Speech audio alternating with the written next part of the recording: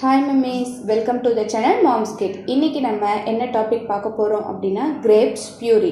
Video போகிறதுக்கு முன்னாடி மறக்காமல் சப்ஸ்கிரைப் பட்டனை கிளிக் பண்ணுங்கள் அண்ட் பக்கத்தில் இருக்க பெல் ஐக்கானை அழுத்துங்க. அப்போ தான் நான் போடுற வீடியோ உங்களுக்கு உடனே நோட்டிஃபை ஆகும். வாங்க இப்போ நம்ம வீடியோக்குள்ளே போகலாம். இன்றைக்கி குழந்தைகளோட 14வது நாள் உணவாக நம்ம கிரேப்ஸை பியூரி செஞ்சு கொடுக்கலாம். கிரேப்ஸ் பியூரி செய்கிறதுக்கு தேவையான பொருட்கள் என்னென்னு பார்க்கலாம். ஒன்லி கிரேப்ஸ், இது மட்டும் தாங்க தேவை. இந்த கிரேப்ஸை மட்டும் பயன்படுத்தி நம்ம ஈஸியாக ஒரு பியூரி செஞ்சு குழந்தைகளுக்கு கொடுத்துடலாம். கிரேப்ஸ் நம்ம செலக்ட் பண்ணும்போது ரொம்ப முக்கியமான பார்க்கக்கூடிய விஷயம் என்னென்னா, கருப்பு திராட்சை எடுத்து கொடுக்குறதா பச்சை திராட்சை எடுத்து கொடுக்குறதா அப்படின்னு பார்க்கணும். பொதுவாக குழந்தைங்களோட ஆரம்ப காலகட்டத்தில் நம்ம கருப்பு திராட்சை கொடுக்கறது ரொம்பவே நல்லது.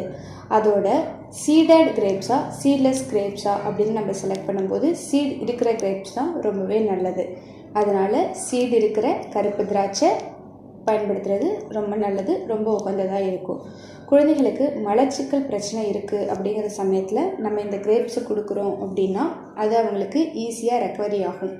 ஈஸியாக மோஷன் போகிறதுக்கு ரொம்ப சப்போர்ட்டாக இருக்கும் இந்த கிரேப்ஸ் பியூரி. இப்போ தேவையான அளவு கிரேப்ஸ் எடுத்துக்கோங்க. ஒரு 10லேருந்து 15 பழம் எடுத்துக்கோங்க.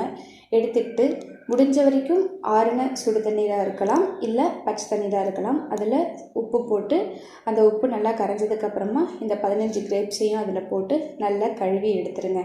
ஏன்னா நமக்கு நல்லாவே தெரியும், கிரேப்ஸ் எடுத்து நம்ம பார்க்கும்போதே கிரேப்ஸோட தோள்களில் பூச்சிக்கொல்லி மருந்துகள் தெளித்து அது அப்படியே நல்லா பூத்து போயிருக்கும். ஸோ இந்த மாதிரி உப்பு தண்ணியில் நம்ம இந்த பழங்களை அலசும் பொழுது அந்த தோலில் இருக்கிற பூச்சிக்கொல்லி மருந்துகள் சாகிறதுக்கான அந்த இது ரிமூவ் ஆகிறதுக்கான வாய்ப்புகள் இருக்குது. அதனால தான் எப்படி இருந்தாலும் நம்ம கிரேப்ஸ் பியூரி செய்கிறதுக்கு நம்ம தோலை ரிமூவ் பண்ண தான் போகிறோம். இருந்தாலும் நம்ம சால்ட் வாட்டரில் வாஷ் பண்ணிடுறது ரொம்பவே நல்லது.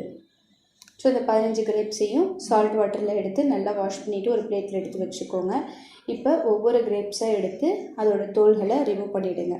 கொஞ்சம் கஷ்டமான வேலை தான், பட் குழந்தைகள் சாப்பிடணும், 15 கிரேப்ஸ் தான் அப்படிங்கிறப்போ கொஞ்சம் நம்ம மெனக்கெட்டு இதை செஞ்சு தான் ஆகணும்.